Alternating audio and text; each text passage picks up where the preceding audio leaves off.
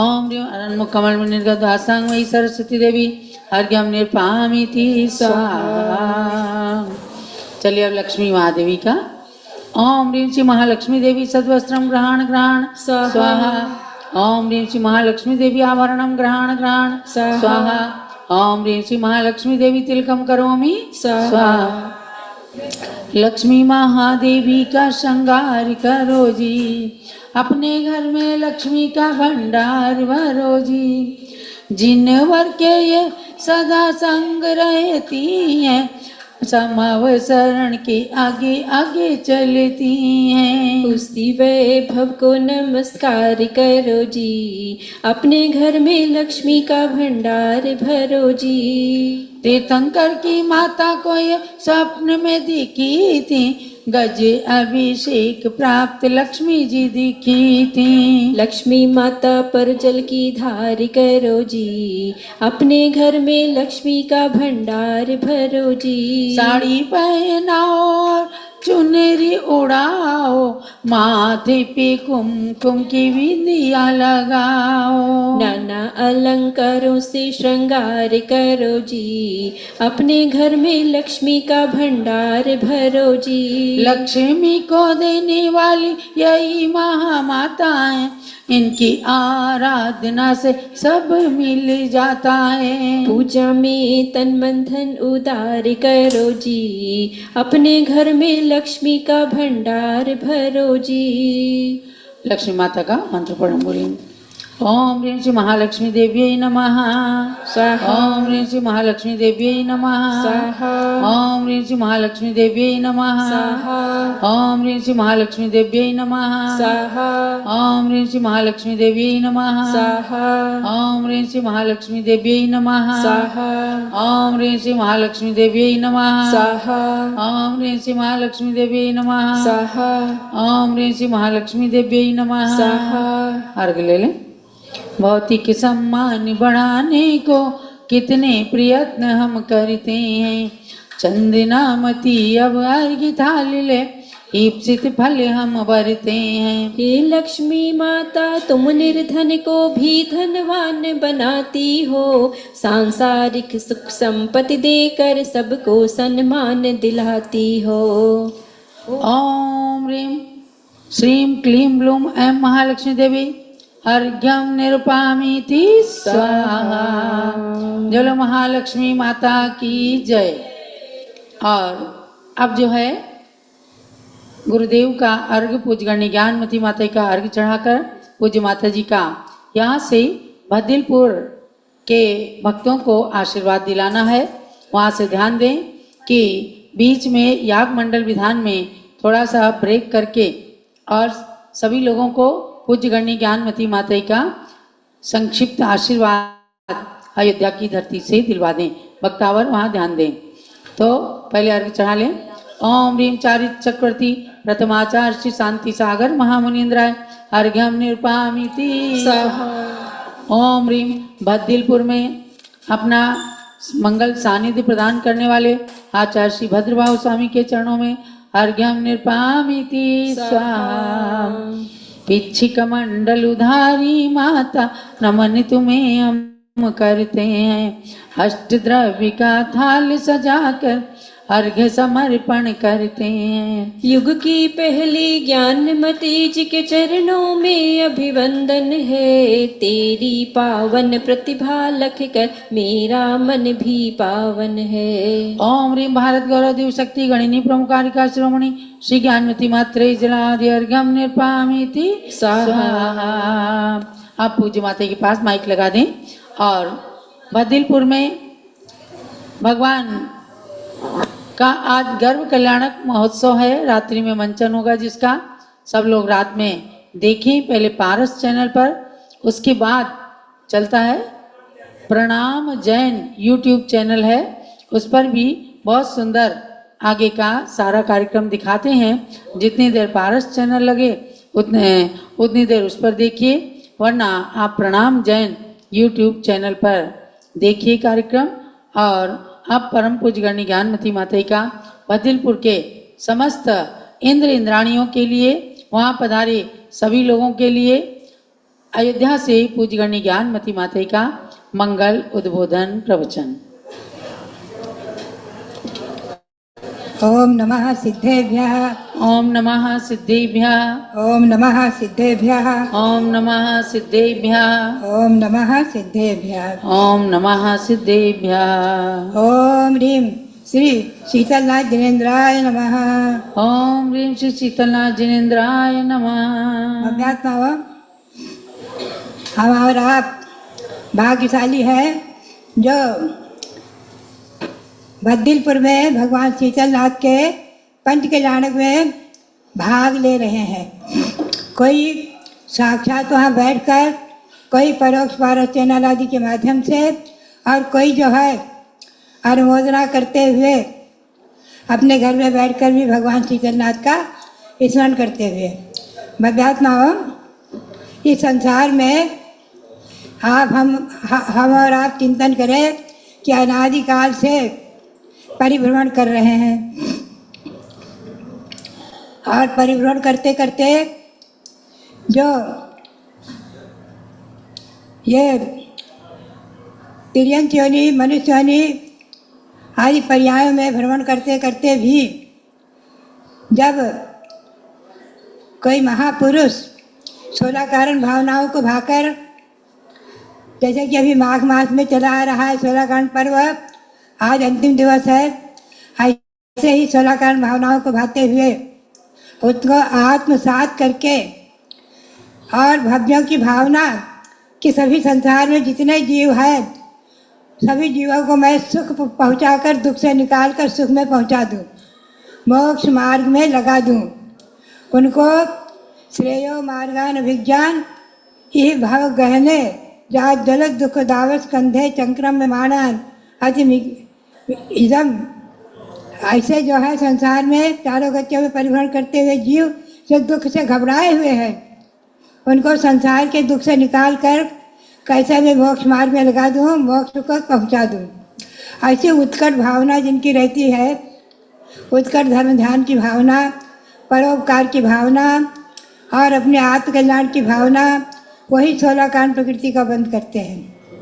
ऐसे महापुरुष में दसम तीर्थंकर, 10वें तीर्थंकर भगवान शीतलनाथ जो बद्दिलपुर में जन्मे हैं, 4 कल्याणक जहाँ हुए हैं, ऐसी वह पवित्र पावन नगरी भूमि आज सुरक्षित और आप जैन समाज के पास में है। बहुत बड़े पुण्य और सौभाग्य का विषय है। वहाँ पर भगवान शीतलनाथ विराजमान हुए हैं, विशालकाय प्रतिमा, पद्मासन प्रतिमा, और उनका पंच कल्याणक संपन्न हो रहा है। तो आज गर्भ कल्याणक की क्रियाएं रात में संपन्न होंगी, माता के 16 सपने आदि। भव्यात्माओं, इंद्रों के द्वारा जिन माता की पूजा की गई, जिन माता पिता को सम्मानित किया गया और जिस नगरी को वंद्य माना गया, पूज्य माना गया, प्रदक्षिणा दी गई, ऐसे वो शीतलनाथ भगवान तीर्थंकर। और वहाँ आप और हम सभी प्रत्यक्ष और परोक्ष में, हम तो यहाँ परोक्ष में हैं, अयोध्या में हैं, शासक जन्मभूमि अयोध्या में, और आप लोग प्रत्यक्ष बद्दिलपुर में बैठकर भगवान के पंच कल्याणक का महोत्सव उत्सव कर रहे हैं। ऐसे जो माता पिता बनने का जिन्होंने सौभाग्य प्राप्त किया है, जो सौधर्मिंद्र बने, ईशान इंद्र आदि बने हैं, कुबेर बने हैं, उन सबके लिए तो हमारा आशीर्वाद है, ये बहुत बहुत आशीर्वाद है। और आप लोग चिंतन करें कि जिन शीतलनाथ भगवान की कृपा से, भक्ति से हम और आप संसार समुद्र को पार करके अपनी आत्मा को तीर्थ बनाएंगे, अपनी आत्मा को तीर्थ बनाएंगे। देखिए, तीर्थ 2 प्रकार के हैं, द्रव्य तीर्थ और भाव तीर्थ। ये तीर्थंकरों के कल्याणक भूमि आदि, महापुरुषों की निर्वाण भूमि आदि, ये सब द्रव्य तीर्थ हैं। भाव तीर्थ है रत्नत्रय, सम्यक दर्शन, ज्ञान, चारित्र, ये भाव तीर्थ है। द्रव्य तीर्थ के माध्यम से ही हम और आप भाव तीर्थ को प्राप्त करके एक दिन अपनी आत्मा को परमात्मा बनाएंगे। ये निश्चित है, नियम है। आप और हम दृढ़ विश्वास करें, दृढ़ श्रद्धा करें, कि निश्चित ही एक बार क्या हुआ कि एक विद्वान दिल्ली में सन 1975 में चर्चा चल रही थी, कुछ 75-76 में, एक बहुत बड़े विद्वान, मैं नाम तो नहीं लूँगी, उन्होंने कहा पता नहीं हम किस योनि में जाएंगे, कहाँ जाएंगे, क्या होगा। तो मैंने उनको बुलाया और बात किया, मैंने चर्चा की। मैंने कहा देखो आप इतने विद्वान हैं, आप ऐसी अश्रद्धा न करो, आप एक दृढ़ विश्वास रखो कि हम सम्यक दृष्टि हैं, नियम से अब 84 लाख योनियों के दुखों में नहीं जाएंगे। नियम से गौतम स्वामी के वचनों के अनुसार नियम से 2-3 अधिकतम 2-3 भाव ज्ञानी, कम से कम 2-3 भाव ग्रहण करके और अधिकतम 27 भाव ज्ञानी 7-8 भाव लेकर नियम से मोक्ष प्राप्त करेंगे। ये दृढ़ विश्वास रखो। देखिए भव्यात ना हो, विश्वास का नाम ही सम्यक दर्शन है। विश्वास का, श्रद्धा का नाम ही तो सम्यक दर्शन है। 7 तत्वों पर श्रद्धा करना, आत्मा भिन्न है, शरीर भिन्न है, इस पर श्रद्धा करना, विश्वास करना, और आत्मा को भिन्न करने का पुरुषार्थ, मोक्ष मार्ग, सम्यक दर्शन, ज्ञान और चारित्र ही तो है। ये भाव तीर्थ हैं। इन भाव तीर्थ को प्राप्त करके हम और आप आत्मा को पवित्र पावन करके एक न एक दिन मोक्ष धाम में पहुंचाएंगे, अपने आत्मा को सिद्ध परमात्मा बनाएंगे। ये आत्मा को परमात्मा बनाने के लिए ही तो पंच कल्याण प्रतिष्ठा आदि कार्यक्रम किए जाते हैं। तीर्थों की वंदना, द्रव्य तीर्थ की वंदना भाव तीर्थ को प्रकट करने के लिए ही की जाती है। ये ध्यान रखें। आपके सामने शीतलनाथ भगवान इधर दिख रहे हैं। देखो वैज्ञानिक आविष्कार का माध्यम कि आप इस भारत चैनल के माध्यम से अयोध्या के भगवान शब्दों को भी देख रहे हैं और वहाँ प्रतिष्ठित होने वाले शीतलनाथ भगवान का भी दर्शन कर रहे हैं। बद्दीपुर में साक्षात हमें यहाँ दिख रहे हैं। तो भव्यात ना हो, इन आविष्कारों का सदुपयोग करते हुए और आप और हम आत्मा को परमात्मा बनाने का संकल्प लें और दृढ़ विश्वास रखें। इस विश्वास के साथ, श्रद्धा के साथ अपने सम्यक दर्शन को दृढ़ रखें, उसको मलिन ना करें, अश्रद्धा ना करें। जितने भी पात्र बने हम कहेंगे तो सभी मोक्षगामी हैं, सभी मोक्षगामी हैं, सभी भव्य हैं। निश्चित ही भव्य आत्मा को भी ऐसे सौभाग्य प्राप्त होते हैं।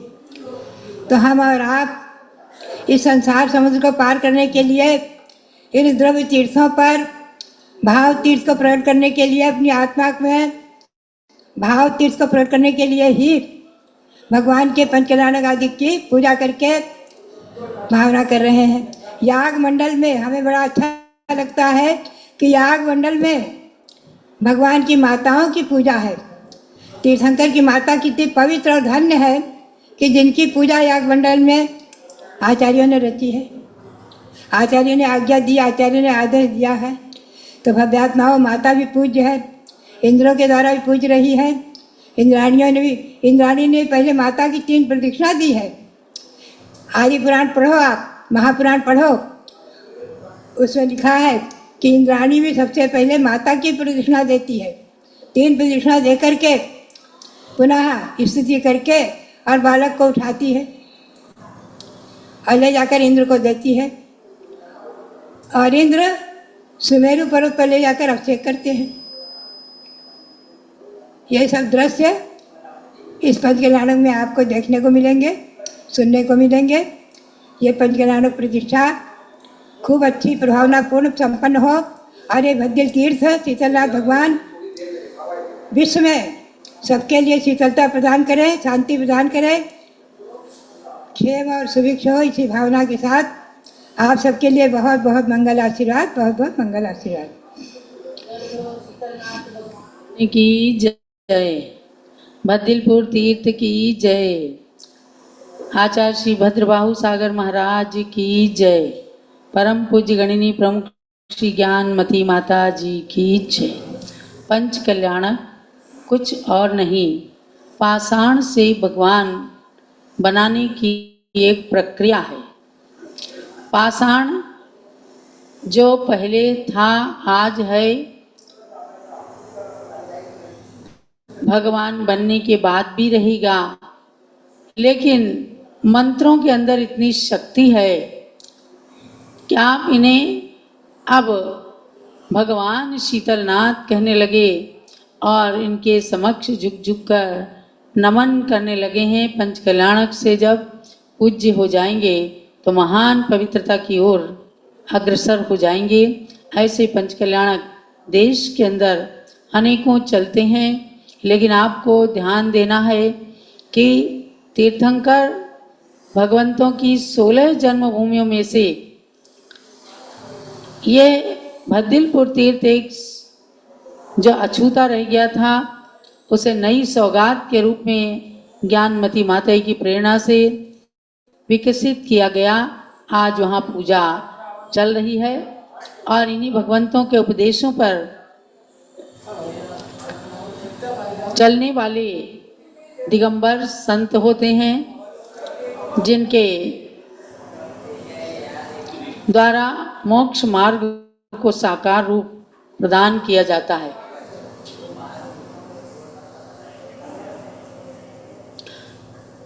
और पंचम काल के अंत तक ये मुनि परंपरा जीवंत रहेगी, इस बात पर हमें दृढ़ श्रद्धान रखना है। आज एक विषय आया, चारित्र चक्रवर्ती आचार्य श्री शांति सागर महाराज क्या क्षुण्ण और निर्दोष